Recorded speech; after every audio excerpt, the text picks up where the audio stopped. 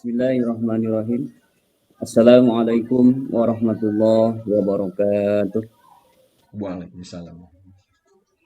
Alhamdulillah nahmaduhu wa nasta'inuhu wa nastaghfiruh wa na'udzubillahi min syururi anfusina wa min sayyiati a'malina. May yahdihillahu fala mudhillalah wa may yudhlil fala hadiyalah. Asyhadu an la ilaha illallah wahdahu la syarikalah wa asyhadu anna sayyidana wa nabiyyana Muhammadan abduhu wa rasuluhu la nabiyya ba'da. Faqad qala Allah ta'ala fi kitabil karim wa huwa asdaqul qailin azim. A'udzu billahi minasyaitonir rajim. Bismillahirrahmanirrahim. Laqad kana lakum fi rasulillahi uswatun hasanah. Ayat sadaqallahul azim. Wa qala aidan a'udzu billahi minasyaitonir rajim. Talabul ilmi fariidatun 'ala kulli muslimin wa muslimah. Hadirin kaum muslimin wa muslimah rahimakumullah. Seluruh dewan anggota Purbasari Kabupaten Purwakarta yang saya hormati, yang mudah-mudahan Allah muliakan. Amin. Pertama, kita panjatkan puji dan syukur kehadirat Allah Subhanahu wa taala. Salawat serta salamnya semoga senantiasa tercurah limpahkan kepada baginda alam Nabi kita semua, Habibana wa Nabiyana Muhammad sallallahu alaihi wasallam. Allahumma salli wa sallim ala Sayyidina Muhammad. Allahumma salli wa sallim ala Sayyidina Muhammad. Allahumma salli wa sallim ala Sayyidina Muhammad. Alhamdulillah wa syukur nikmatillah, pada kesempatan hari ini, di pagi yang berbahagia ini, kita bisa bermuajahah via Zoom. Mudah-mudahan aktivitas kita pada saat ini selalu berada dalam lindungan Allah Subhanahu wa taala, dan semoga pada kesempatan hari ini kita selalu beri dengan keberkahan oleh Allah Subhanahu wa taala. Amin ya Allah ya rabbal alamin.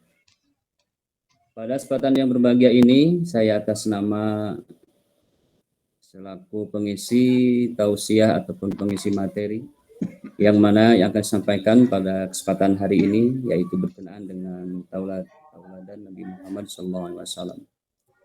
Jika kita membahas ataupun membicarakan tema tentang tauladan Rasulullah SAW, kita tidak jauh kemungkinan akan menuju ke arah salah satu sifat wajib yang dimiliki oleh Rasulullah SAW. Yang mana yang pertama, sifat wajib bagi Rasul adalah sidik. Sidik yang artinya benar atau jujur, dan mustahil dari kalimat sidik adalah al-kizib yang artinya dusta. Rasulullah SAW mempunyai akhlakul karimah, akhlak di mana beliau menjadi tauladan bagi seluruh umat manusia, khususnya kaum muslimin dan muslimah. Sebagaimana dalam firman Allah Subhanahu wa taala, a'udzubillahi minasyaitonir rajim. Bismillahirrahmanirrahim. Ya ayyuhalladzina amanu taqullaha wa qulu qawlan sadida. Yang artinya, hai orang-orang yang beriman, bertakwalah kamu kepada Allah dan katakanlah perkara yang baik dan benar. Ketika kita melihat firman Allah itu, bahwa jelas kemungkinan bahwa Allah ataupun Khalik kita telah mengutus kepada Nabi Muhammad SAW sebagai panutan umat manusia, sebagai pedoman akhlakul karimah. Sebagaimana dalam keterangan, laqad kana lakum fi rasulillahi uswatun hasanah. Nyata buktinya Allah mengutus Nabi Muhammad SAW sebagai tauladan, sebagai contoh yang baik, dan sebagai pedoman bagi kehidupan kita dalam kehidupan sehari-hari. Kita bisa mengambil dari akhlaknya Rasul, di antara yang pertama, menjadi pribadi yang jujur, baik di hati ataupun di lisan. Kenapa di hati ataupun lisan? Karena sifat manusia terkadang jauh antara lisan dengan hati. Terkadang kontrak antara lisan dengan hati. Maka dari itu Allah menganjurkan kepada semua umat manusia lewat wahyu yang diterima oleh Allah Subhanahu wa taala bahwa di sana kita harus menyesuaikan antara perkataan antara hati ataupun perbuatan. Itu kan berhubungan dengan keimanan dan ketakwaan kita kepada Allah Subhanahu wa taala. Yang mana dalam suatu hadis dikatakan bahwa arti dari iman itu adalah percaya, dan dalam suatu keterangan mengatakan al-imanu wa tasdikun bil qalbi wa iqraru bil lisani wa amalu bil arkan. Iman itu pertama dibenarkan dengan hati, setelah dibenarkan oleh hati baru ucapan oleh lisan. Gimana caranya dibenarkan dengan hati? Kita cukup dengan mentaati dan melakukan segala aturan-aturan ataupun perintah Allah dan menjauhi sebagai larangan Allah.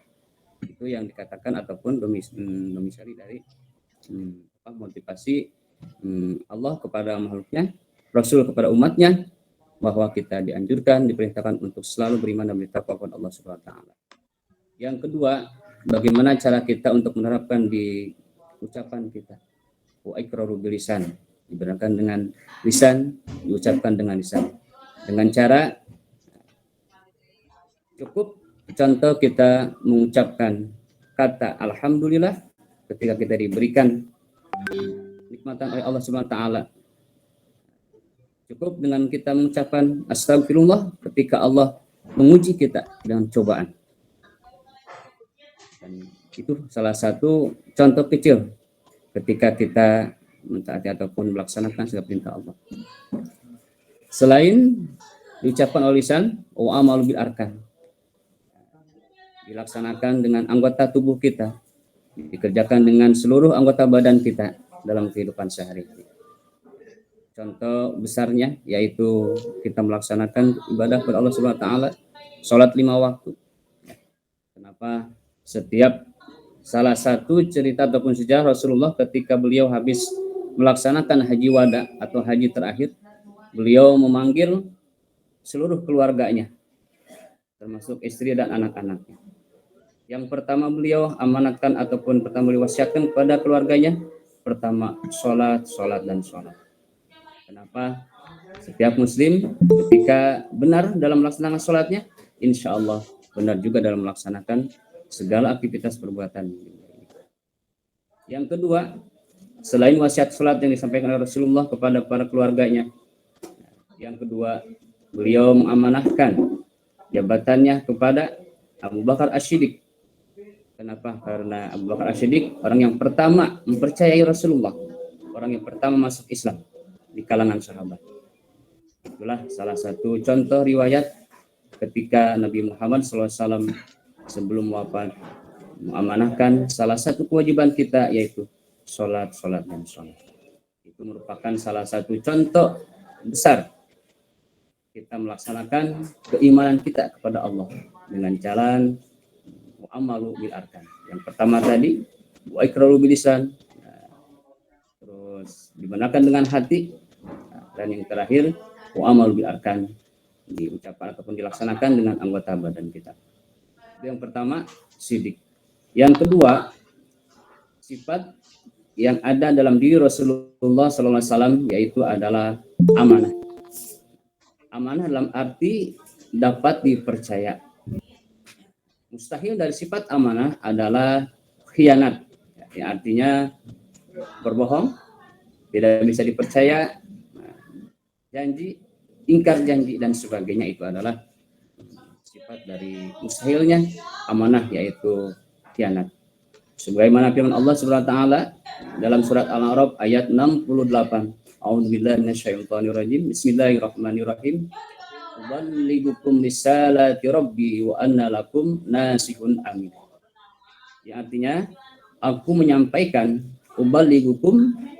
Kalimat di sini berlaku untuk Allah Subhanahu wa taala, menyampaikan amanat-amanat Tuhanku, kata Rasul, kepadamu dan semua umat-umatku, dan aku hanya pemberi nasihat yang terpercaya bagimu. Intinya Allah mewahyukan kepada Nabi Muhammad SAW untuk menyampaikan kepada umatnya, di antaranya selalu pegang amanah dalam diri kita. Yang ketiga yaitu tabligh. Sifat wajib yang ada dalam diri Rasulullah SAW yaitu sifat tabligh. Tabligh dalam arti menyampaikan. Kalau contoh suka ada peribahasa tablighul akbar, itu adalah menyampaikan tausiah yang sangat besar ataupun dengan kondisi yang besar. Itu adalah tabligul akbar, menyampaikan. Dan kalimat mustahil ataupun kata mustahil dari tabligh itu atau sifat mustahil tabligh itu adalah kitman, yang artinya menyembunyikan. Rasulullah SAW tidak mungkin ya, mendapatkan wahyu dari Allah, kepercayaan dari Allah, pilihan untuk menyampaikan amanat dari Allah Subhanahu wa taala kalau Rasulullah tidak memiliki sifat tabligh. Yang keempat, sifat wajib ada di dalam diri Rasulullah SAW yaitu fatonah, yang artinya cerdas. Cerdas dalam artian di sini bisa dikatakan pintar, cerdas dalam ilmu, cerdas dalam pengetahuan, cerdas dalam kehidupan, baik kehidupan amalia, kehidupan ukhrawiyah. Itu adalah sifat yang dimiliki oleh Rasulullah SAW yaitu fatonah. Mustahil dari sifat fatonah yaitu jahlun, yang artinya bodoh. Ya. Rasulullah SAW mempunyai sifat cerdas. Ya, cerdas bisa dibilang cerdas dari lahir ya Rasulullah. Kenapa dibilang cerdas dari lahir? Nah, itu beda antara wahyu ataupun pengetahuan yang diberikan oleh Allah kepada Nabi Muhammad itu karena sudah tercantum di Lauhul Mahfuznya sebagai manusia pilihan yang akan menyampaikan seluruh wahyu-wahyu Allah, maka Rasulullah diberikan sifat kecerdasan yaitu fatonah. Cerdas dalam pengetahuan, cerdas dalam agama dan sebagainya.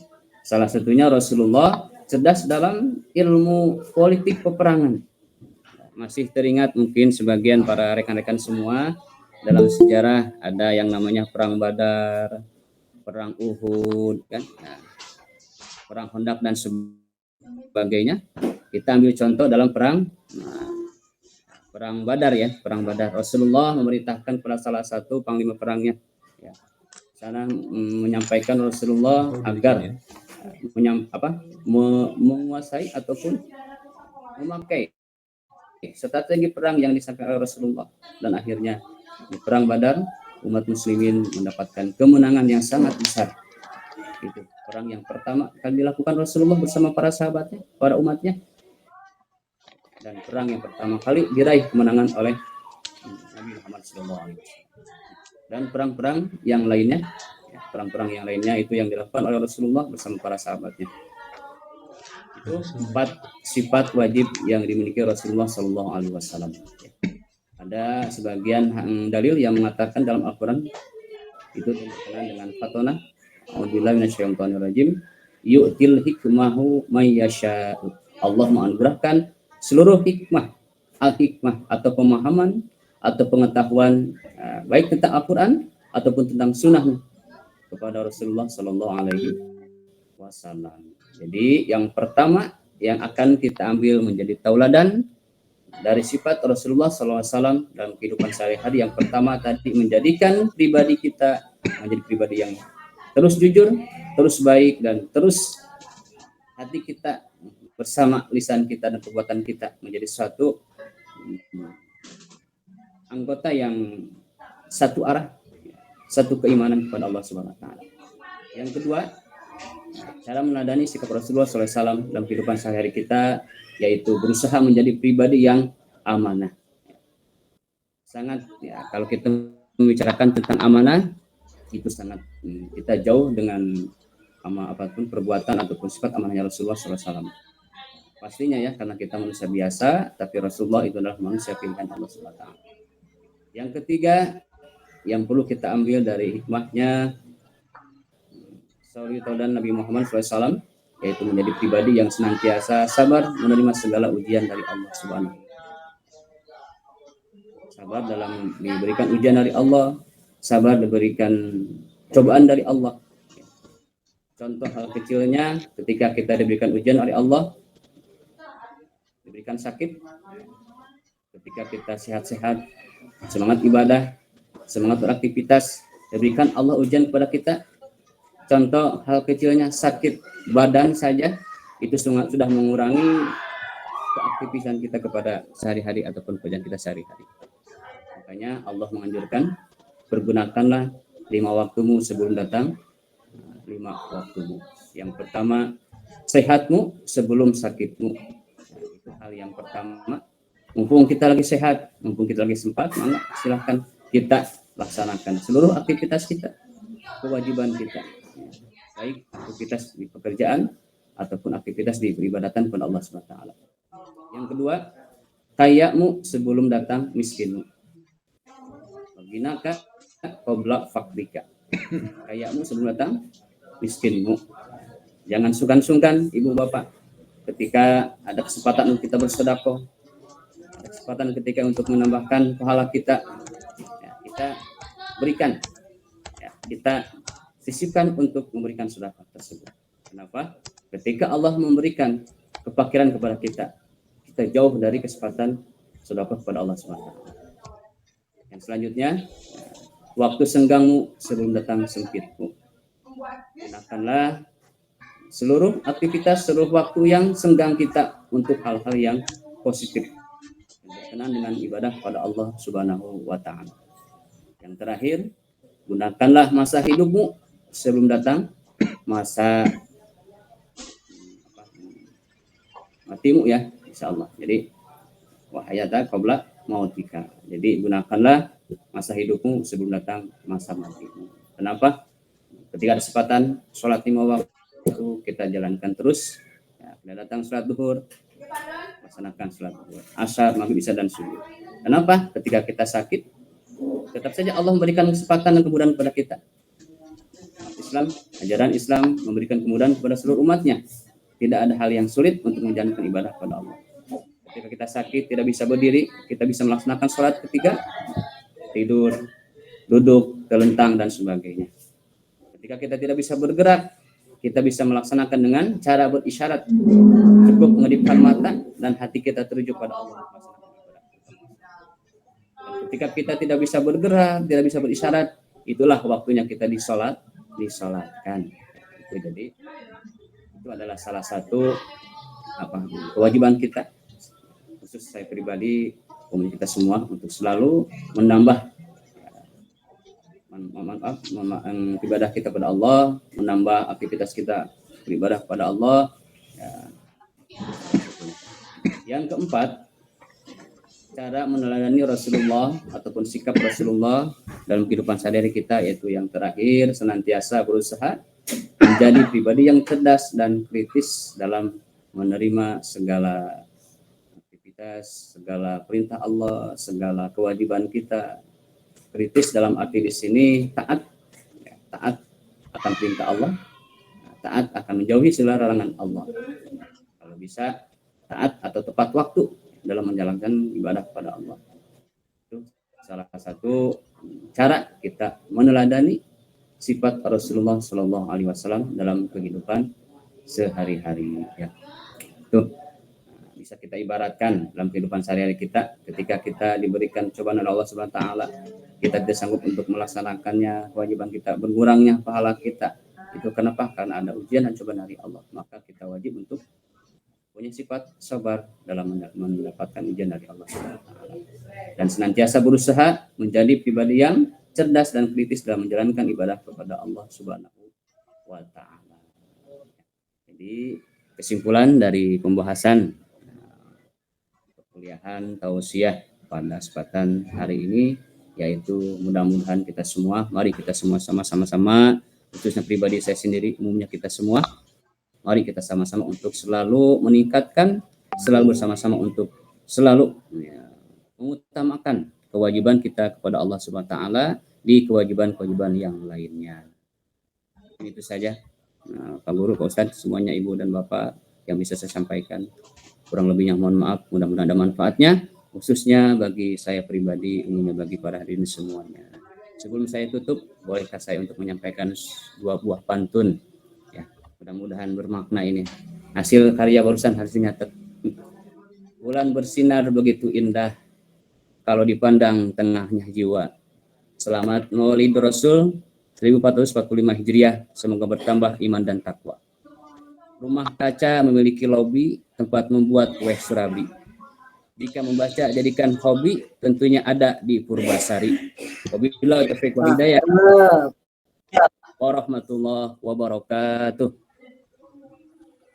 Waalaikumsalam warahmatullahi wabarakatuh. Allah Ustadz, luar biasa.